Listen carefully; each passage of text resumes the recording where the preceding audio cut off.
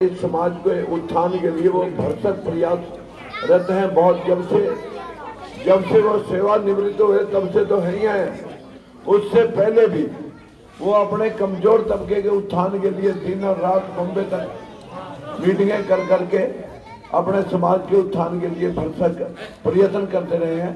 आपके सामने मैं 2 मिनट उनसे आपको अपने विचार रखने के लिए अपील करता हूँ। वो पृथ्वीराज जी, संधू साहब, पृथ्वीराज जी, आप अपने 2 शब्द रखें।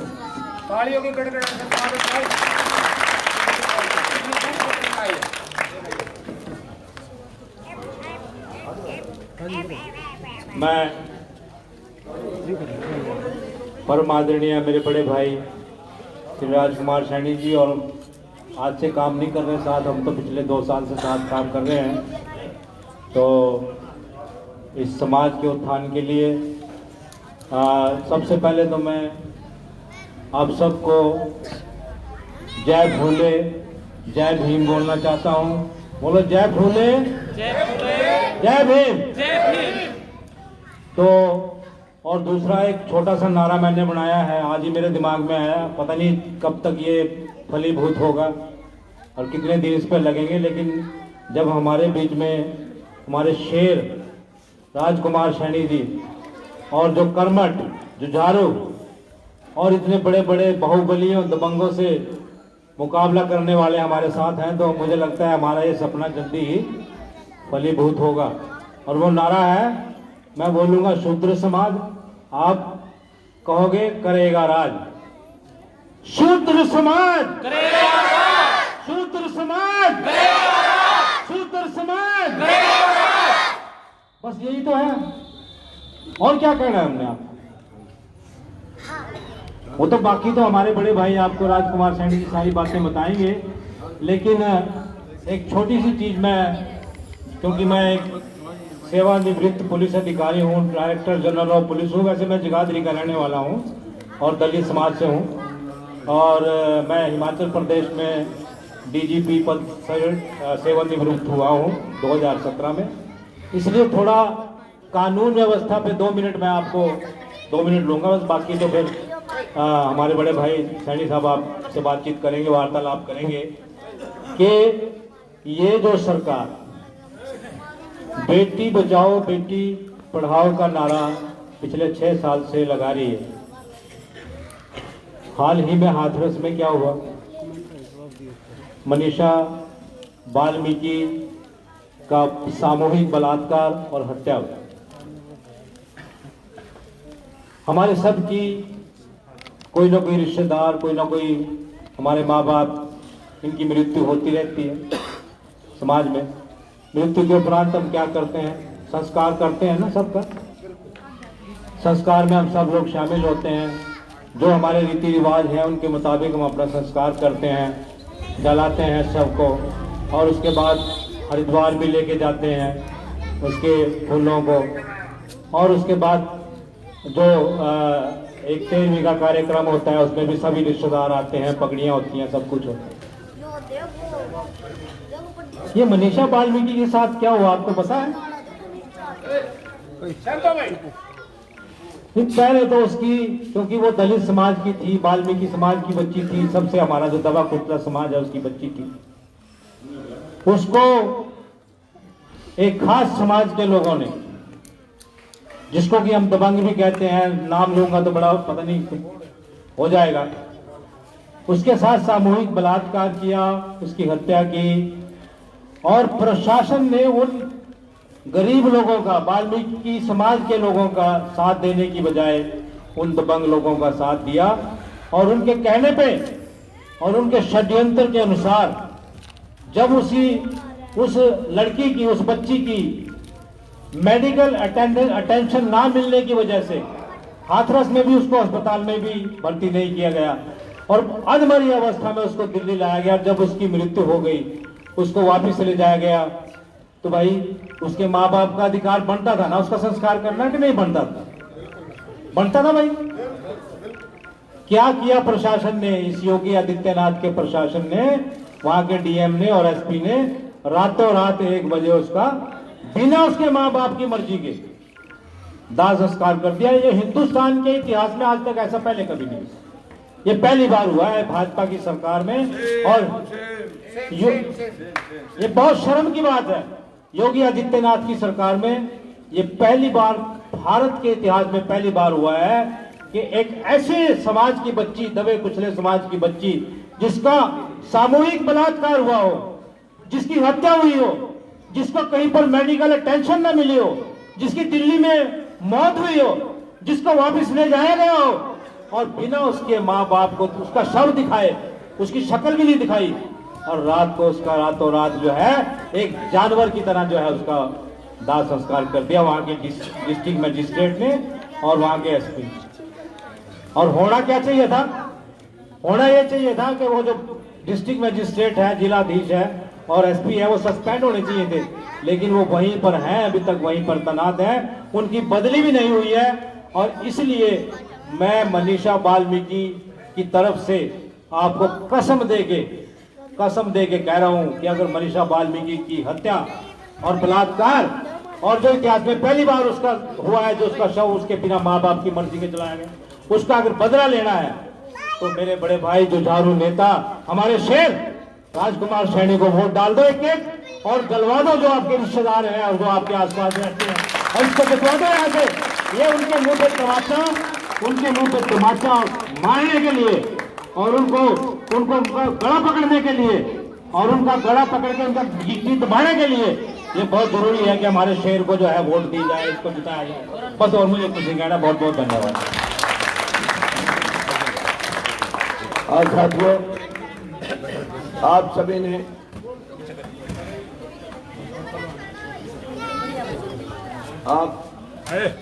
ने जो है आज दोबारा से प्रोग्राम रखा।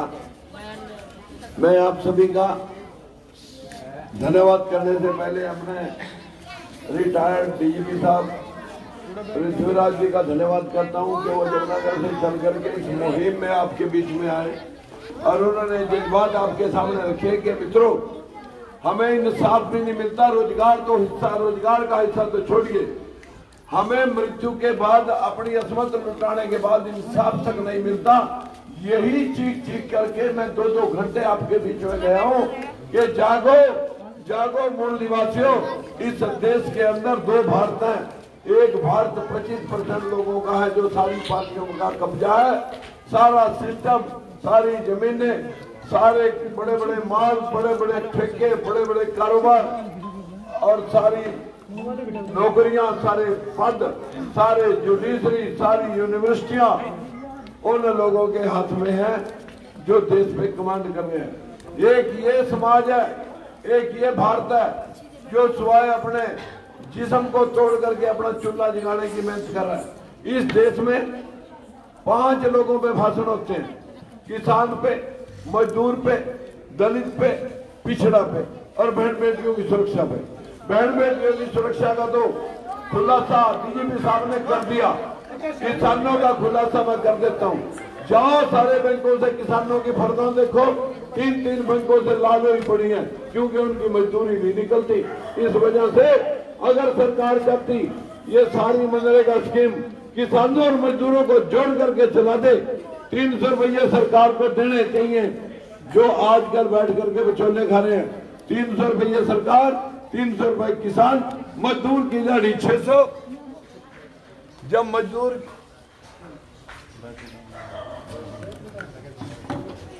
मजदूर की दिहाड़ी 600 रुपये हो जाएगी तो उसे 5 किलो दाने मांगने की लोड़ नहीं पड़ेगी, और किसान को आधी लेबर सरकार से मिल जाएगी तो उसे फांसी लेने की लोड़ नहीं पड़ेगी।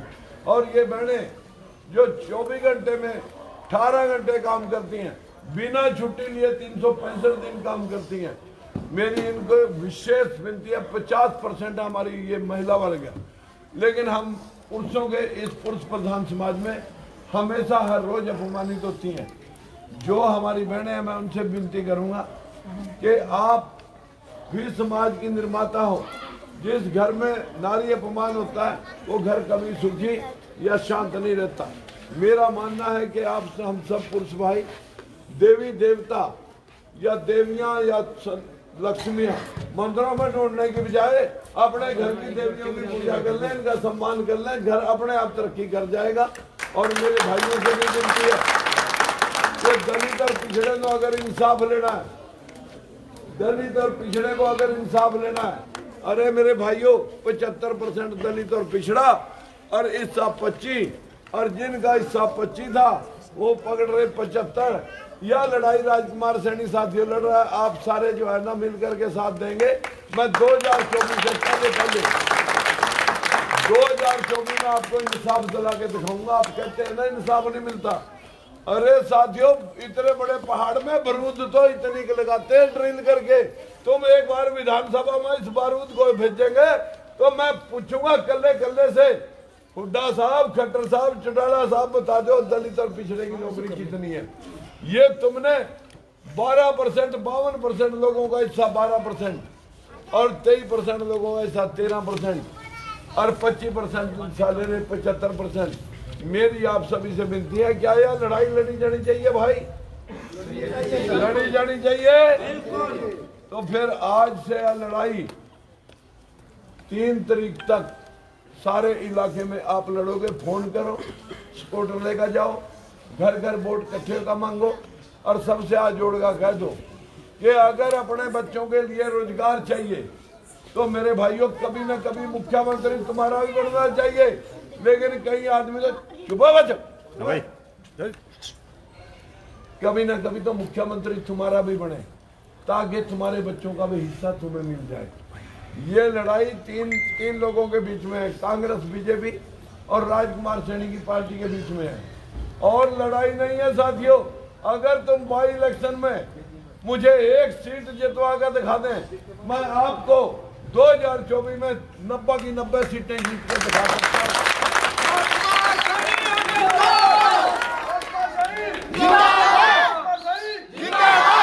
इस दलित और पिछड़े को अपने पे भरोसा आ जाएगा। जो अपने पर भरोसा नहीं करता, 100 में वोट 75 और भाई जो 25 हैं उनमें 5 लड़ रहे, वो घर घर फिर रहे, आप लोगों को उठा के फिर रहे। तुम अपनी वोट को भी नहीं डाल सकते, वो तुम्हारी वोटा बका बका कर और सारी वोटा तुम्हारी डलवा कर बैठे हैं, वो चौकड़ियां लगा करके चौकों पे। तुम तो राजकुमार सैनी के लिए एक घर में अपनी बात भी बताने नहीं जाते कि भाई हमारी भी ड्यूटी बनती है। और उल्टा क्या करते हैं, मेरे घर नहीं आया, अरे भले मानसों में लड़ाई तुम्हारी लड़ रहा हूं, तय कितने घर हम गया तय तो अपनी जमीन को चुका ले, तुम्हें मांगनी चाहिए वोटा। मैं तो यही कहने के लिए आया, जो भाई यहाँ क्या बूथ है, एक का बूथ है 156 नहीं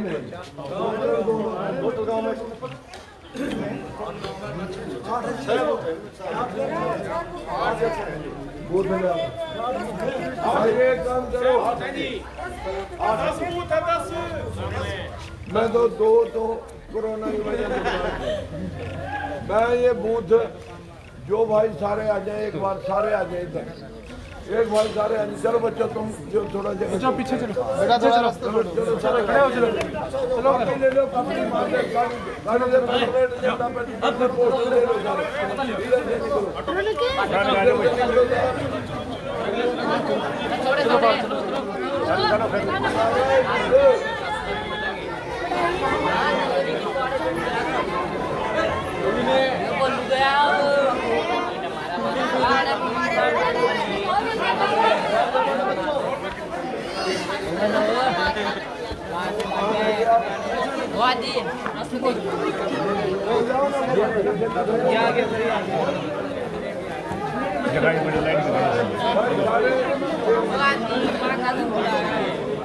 सारे एक बार जो है ना तुम चौधरी बाजार भाई उधर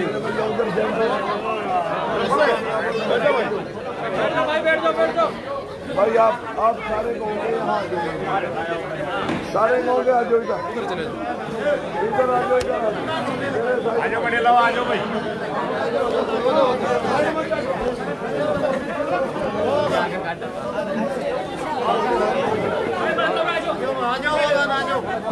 पीछे हम खड़े हो गए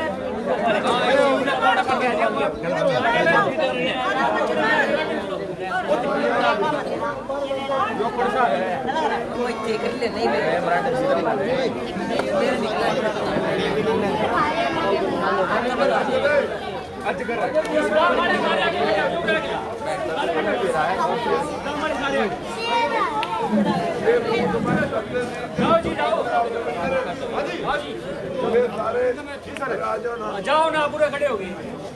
ये मैं तुम्हारे गांव के 8 के 8 बूथ 10 के 10 बूथ इसमें 4 जगह मुद्दा 3 जगह मुद्दा 3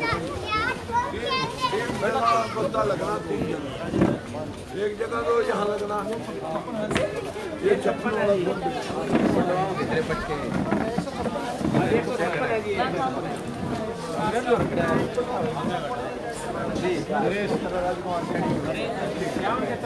राजेंद्र दे जो बड़ा मैं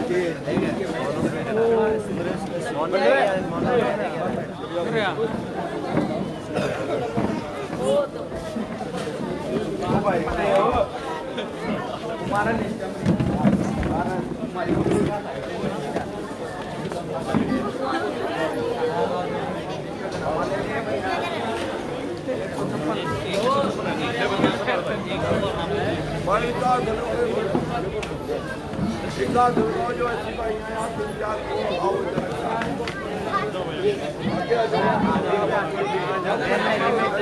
सबकी जिम्मेवारी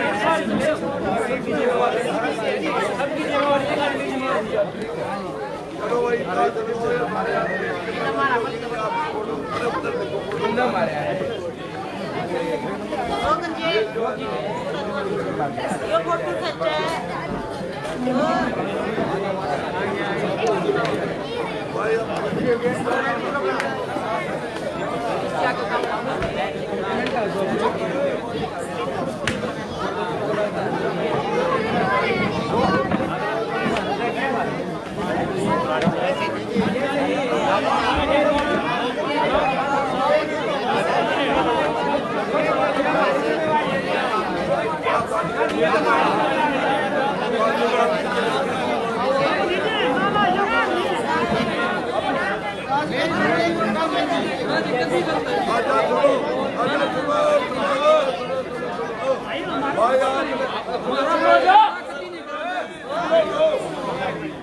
आप सबने मेरे को 101 किलो लड्डुओं से तोला। मैंने कभी भी 100% काम से ऊपर ही करा, 101 करता हूँ।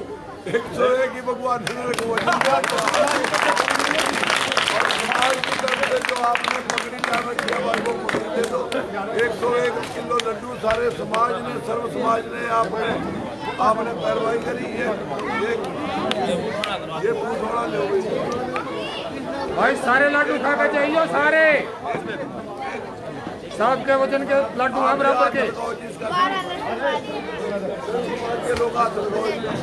सारे हाथ लगाओ बे सर से, और सारे सहयोग करना और सबने वोट देनी है।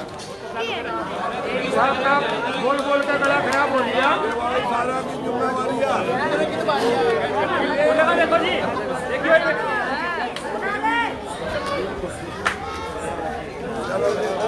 पहला खंभाते हुए भाई साहब का तो बड़ा खराब हो गया। भाई आटो के निशान के ऊपर सारे लड्डू का जाइयो और 5 नंबर है भाई,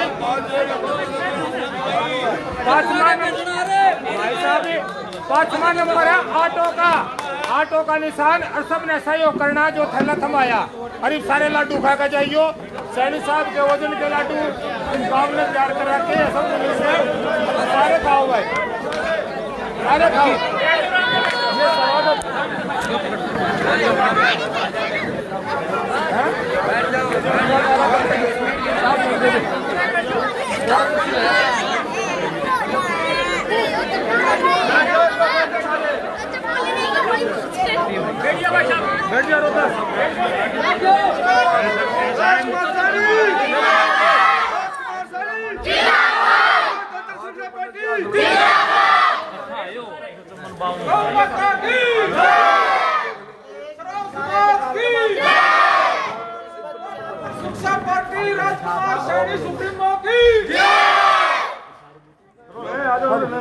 ये आगे जी लो एक बार ना, ये स्वरूप सिंह दादा आगे आ जाओ। हर की जिम्मेवारी लाओ समाज को जाकर काम करेंगे। एक बार आगे तो डर लियो जी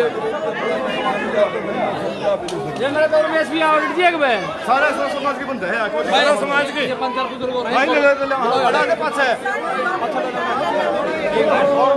दादा और पगड़ी का हाथ ला लियो सारे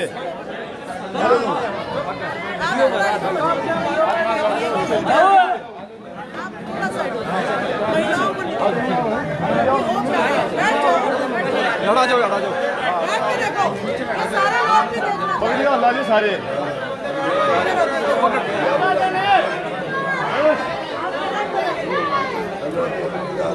एक बार सैमी देख लो जी सैमी देख लो जी एक बार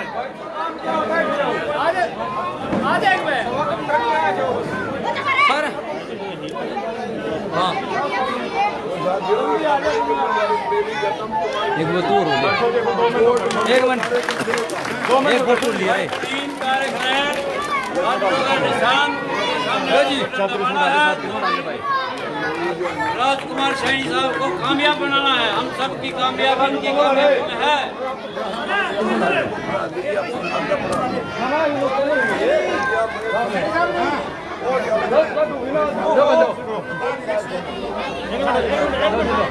फोटो ले लो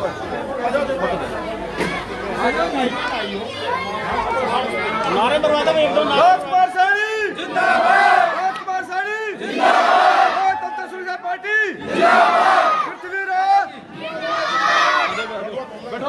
बैठो एक कट्टी बोल है बोली साइड में दबाओ सब बना दो बैठ जाओ भाई ओ भाई बैठो और लाइव पेटी और भाई आराम से बैठ जाओ रे हां ये बुली बोलेंगे मेरे पीछे कितने हो गए देखो भाई 103 हो गए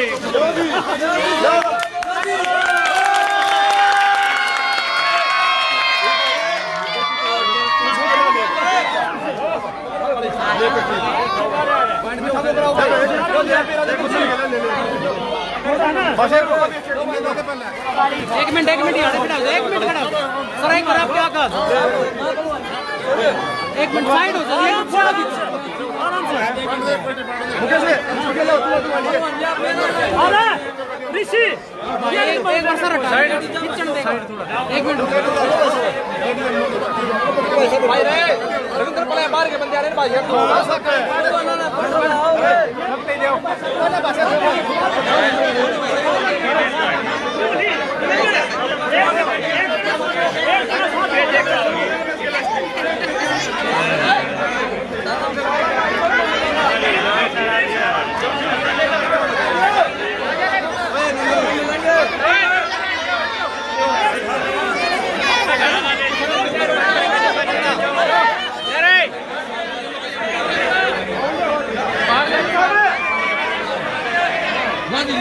सैनी साहब गाना ले तो जाएगा है लेना पड़ेगा ये